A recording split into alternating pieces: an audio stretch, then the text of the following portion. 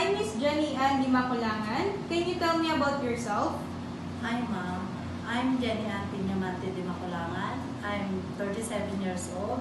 I live in Santa Lucia, Sablayan, Occidental, Mindoro. I'm single mom. Do you have kids? Yes, ma'am. I have 5 kids, 3 boys and 2 girls. How many siblings do you have? I have siblings, 6.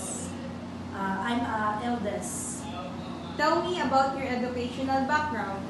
I finished the high school graduate year 2005-2006. Do you have work experience abroad? Yes, ma'am. I have 6 years work abroad. How would you describe yourself? I am honest, trustworthy, and helpful,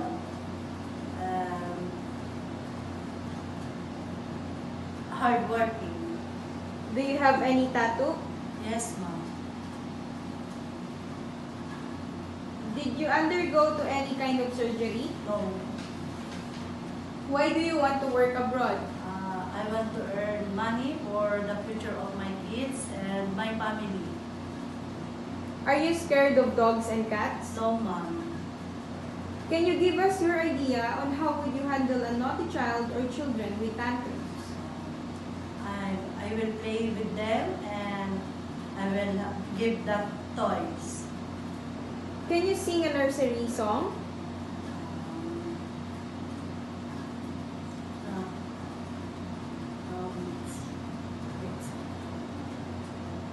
And the wheels on the bus and round, round and round. The wheel on the bus and round, oh, through the town.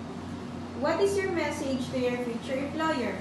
Hi, ma'am, sir. If you hire me, I will learn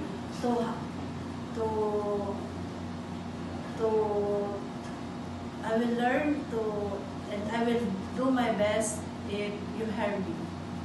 And if you teach me, and if you hire me, I will do my best.